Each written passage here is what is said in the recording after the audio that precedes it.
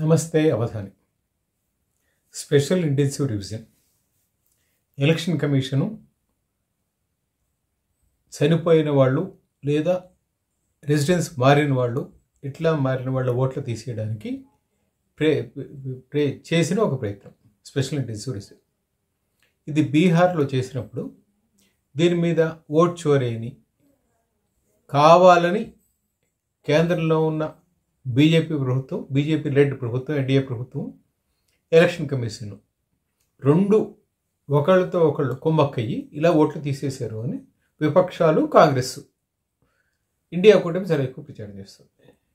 And బీహార్లో ఈ special division కింద ఆల్మోస్ట్ 68 లక్షల ఓట్లు, 69 లక్షల ఓట్లు సుమారుగా తీసేయాల్సిన పరిస్థితి వచ్చింది. మళ్ళీ వాటిని రీచెక్ చేసిన తర్వాత it has came down to 47 lakhs. అంటే 47 లక్షల మంది అక్కడ లేని వాళ్ళు, చనిపోయిన వాళ్ళు, వాళ్ళ ఓట్లు ఇంకా ఓటర్ లిస్టులో కంటిన్యూ అవుతాయి. That's what it has happened in Bihar. ఇప్పుడు అవి తీసేసినందువల్ల ఓకే, జెన్యున్గా ఉన్న ఓటర్లు ఓటేస్తారు, ఎవరికి వేస్తారు ఏమిటి తర్వాత. కానీ రేపు పొద్దుట పొరపాటున కనుక, అంటే అది జరిగితే జరగచ్చు, ఇదే లేదు. ఎందుకంటే బీహార్లో గత 3 టైమ్స్గా నితీష్ కుమార్ చీఫ్ మినిస్టర్గా ఉన్నాడు కనుక it may happen. But at the same time మళ్ళీ కనుక నితీష్ కుమార్ పవర్లోకి వస్తే వచ్చే ప్రధానమైన ఆరోపణ ఏమిటంటే ఓట్లు తీసేశారు ఎస్ఐఆర్ కింద, ఆ కారణంగా మేము ఓడిపోయామని వస్తుంది. This is what going to happen if at all Nitish Kumar or BJP led government, NDA led government comes to power in Bihar again.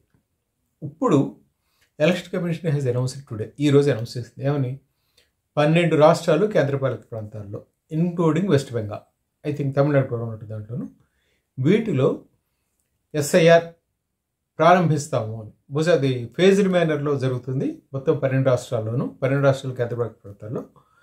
First ఫేజ్లో I think west Bengal welcome. West Bengal రాగానే జరిగేది ఏమిటంటే, అంటే ఐ థింక్ రేపటి నుంచి మొదలవుతుంది వెస్ట్ బెంగాల్లో. ఏమని, కావాలని బీజేపీ మమ్మల్ని ఓడించడానికి చేస్తుంది అంతాను. లాస్ట్ టైం కూడా వాళ్ళు చాలా ప్రయత్నం చేసి ఓడిపోయారు, దే కుడ్ నాట్ సక్సెడ్. ఈసారి అలా సక్సెస్ కాలేదు కనుక మమ్మల్ని ఇబ్బంది పెట్టి మాకు అనుకూలంగా ఉన్న ఓట్లు తీసేసి దీన్ని ఏదో చేస్తారు అని. That's what I presume. ఖచ్చితంగా మమతా బెనర్జీ, టీఎంసీ నాయకులు, తృణమూల్ కాంగ్రెస్ నాయకులు ఇదే ప్రచారం చేయబోతున్నారు. ఓకే, దాన్ని ప్రజలు ఎంతవరకు తీసుకుంటారు, ఏమిటి, దాని రిజల్ట్ ఎలా ఉంటుంది ఏంటి నేను ఇప్పుడప్పుడే చెప్పలేను, కానీ but it's going to be serious campaign, right. ఇప్పుడు ఇట్లా తీసేయడం మొదలెట్టిన తర్వాత ఫస్ట్ జరిగేది ఏమిటంటే, ఎవరైనా సరిపోయిన వాళ్ళు ఓట్లు ఉంటే అవి వెళ్ళిపోతాయి. అట్లాగే దీర్ఘకాలంగా ఇక్కడ ఉండగా నివాసాలు మార్చుకున్న వాళ్ళు ఓట్లు వెళ్ళిపోతాయి. ఇట్లాగా 2-3 కేటగిరీస్లో ఓట్లు వెళ్ళిపోతాయి. ఓట్లు వెళ్ళిపోయినందువల్ల ఇదేమిటంటే జెన్యూనిటీ ఏమిటంటే, ఈ మొత్తం ప్రక్రియలో ఉంటే ఒక ఆమోదయోగ్యమైన వ్యవహారం ఏమిటంటే, అక్కడ నివాసితులు అండ్ ఓట్లు నిజంగా ఇచ్చేసిన వాళ్ళు ఇప్పుడు ఎందుకంటే చాలా సందర్భాలు చనిపోయిన వాళ్ళు ఓట్లు కూడా పడుతుంటాయి. And that's what really happens in some cases. ఎందుకంటే వాళ్ళు చనిపోయారు అనే విషయం కుటుంబ సభ్యులు కానీ వీళ్ళు కానీ అఫీషియల్స్కి ఇన్ఫార్మ్ చేయరు. 99% కేసుల్లో అది జరగదు. అండ్ అఫీషియల్స్ ఇంటికి వెళ్ళి చెక్ చేయాలి. చాలా సందర్భాలు ఇది కూడా జరగట్లేదు. మేబీ అది అంటే వీళ్ళు ఏమంటారంటే ఇది ఎలక్షన్ కమిషన్ బాధ్యత అంటారు. Election commission entirely depends on state governments again. State గవర్నమెంట్స్లో ఆ లోకల్ లీడర్స్ ఏం చేస్తారంటే అది ఎలా ఉండనండి, ఏం కాదు, ఎందుకు ఉండనివ్వండి అంటారంటే ఇవన్నీ లోపే గారి గజల వ్యవహారాలు, డైరెక్ట్గా అఫీషియల్గా ఏది ఉండదు, కానీ ఆ పేరుతో ఎవరో ఒకరికి ఓటేస్తూ ఉంటారు. అండ్ ఇది చాలా సహజంగా జరుగుతున్న వ్యవహారం ఇది. సో ఇవి జరగకుండా ఉండాలండి. ఎందుకంటే లాస్ట్ టైం ఒకసారి నేను ఓటింగ్ వెళ్ళినప్పుడు నా ఓటు ఆల్రెడీ వేశారు, నాకు ఎపిక్ కార్డు ఉంది, నా ఓటు ఎలా వేశారంటే ఎవడొచ్చి వేసాడు. అండ్ అక్కడ ఉన్న అందరూ దాన్ని యాక్సెప్ట్ చేశారు. ఇప్పుడు అన్ని పార్టీలు ఏజెంట్స్ ఉంటారు కదా, వాళ్ళు యాక్సెప్ట్ చేశారు. Yes, you can counter challenge it. దీనికి అంత ఓపిక మనం ఉండదు, కానీ మనం చాలామంది చెయ్యం.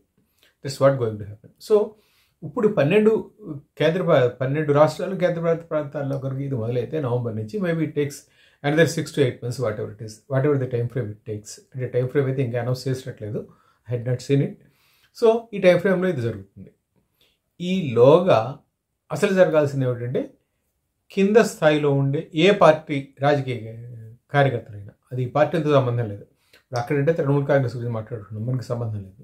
కానీ ఇక్కడ కాంగ్రెస్, బీజేపీ, బీఆర్ఎస్ ఉన్నారు కదా, వీళ్ళు ఇళ్ళకి వెళ్ళి చెక్ చేస్తారా? వీళ్ళ కార్యకర్తలు, ప్రతి వార్డులో వీళ్ళ కార్యకర్తలు ఉంటారు కదా, ప్రతి డివిజన్లో కార్యకర్తలు ఉంటారు కదా, అసలు వీళ్ళు చేయాల్సింది అంటే ఓటర్స్ లిస్ట్ ఆల్రెడీ పబ్లిష్ అయిన ఓటర్స్ లిస్ట్ ఉన్నాయి.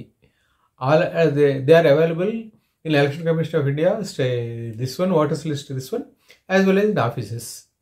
అవి తీసుకుని ప్రతి ఇంటికి వెళ్ళి వీళ్ళు ఉన్నారు. ఎందుకంటే అది పార్టీలకే అవసరం, వేరే వాళ్ళు కాదు. గవర్నమెంట్ అంటే అధికారంలో ఉన్న పార్టీ నాయకులు ఇంకా చేస్తే ఇంకా మంచిది. ఎందుకంటే వాళ్ళకి మిషనరీ సపోర్టు, అధికార యంత్రాంగం మద్దతు ఎక్కువ ఉంటుంది. లేని వాళ్ళకి కొంచెం కష్టం అవుతుంది. But it's not a difficult task to collect voters list. So రాజకీయ పార్టీలు ఇప్పుడు చేయాల్సిన పని ఏమిటంటే, అంటే ఏ రాష్ట్రంలో అయినా, అది కేవలం ఆంధ్ర, తెలంగాణ కాదు, లేదా ఇప్పుడు వెస్ట్ బెంగాల్ గురించి కాదు. First they have to check what is the real voters list and how many names were related, whether they are alive or dead or they have shifted. ఇవన్నీ చేయకపోతే ఏమవుతుందంటే మళ్ళీ నకిలీ ఓట్లు వస్తాయి, నకిలీ ఇది అవుతుంది. అంటే ఎలక్షన్ కమిషన్ కానీ కేంద్ర ప్రభుత్వం కానీ పెట్టుకున్న ఒక ప్రక్రియ విఫలం అవుతుంది. అండ్ ఆ విఫలం అవడం వల్ల మనది కూడా పాత్ర ఉంటుంది. So better all political parties without waiting for much time should start. ఖచ్చితంగా గ్రౌండ్ వర్క్ మొదలెట్టాలి. ఆయా ప్రాంతాలకు వెళ్ళి ఓటర్లు ఉన్నారా లేదా, ఉంటే ఎక్కడున్నారు, ఇక్కడ లేకపోతే ఎక్కడికి మారిపోయారు. అండ్ చాలామందికి ఏమిటంటే ఆన్లైన్లో కూడా దీన్ని చేయడం సరిగ్గా ప్రక్రియ పూర్తి కాదు. సో ఈ ప్రక్రియ పూర్తి చేయించే పని కనుక ఖచ్చితంగా రాజకీయ పార్టీలు తీసుకుంటే it will be an advantage for those parties who work at ground level and they will be knowing అసలు ఎవరు ఎలా ఉన్నారు, ఏమిటి, మనం ఎక్కడ బలంగా ఉన్నాం, బలహీనంగా ఉన్నాం, ఇది కూడా తెలుస్తుంది. ఎందుకంటే మీరు ఓటర్స్ లిస్ట్ తీసుకుని ఆ ఇంటికి వెళ్ళినప్పుడు ఫలావాడు ఉన్నాడా లేదా అని మీరు అడిగినప్పుడు ఉన్నాడు, లేదు, లేకపోతే లేడు, ఇక్కడికి షిఫ్ట్ అయ్యాడు, లేదా చనిపోయాడు, ఈ డీటెయిల్స్ అన్నీ వస్తాయి.